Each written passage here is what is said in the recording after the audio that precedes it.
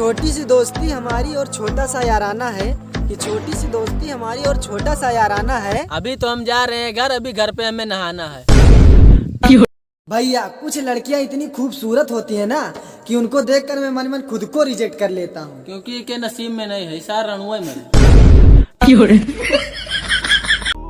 हाजी माना कि मुझसे मोहब्बत करती थी, हाजी माना कि मुझसे मोहब्बत करती थी, तो कल दूसरे को क्यों बांट रही थी। और भाई मैंने कल देखा तुम्हारी गर्लफ्रेंड ने उत्तम रसगुल्ला चटर चटर चाट रही थी। हाजी मैंने उसको रोका, वो जा रही थी। हाजी मैंने उसको रोका, वो जा रही थी। नजदीक जाकर देखा तो काली कुतिया गू खा रही थी। हेलो गाइस, अगर आप लोगों को वीडियो पसंद आई हो तो प्लीज़ वीडियो को लाइक करें, शेयर करें, कमेंट करें और हमारे चैनल शुभम सरगम को सब्सक्राइब करें और हमें सपोर्ट करें। धन्यवाद।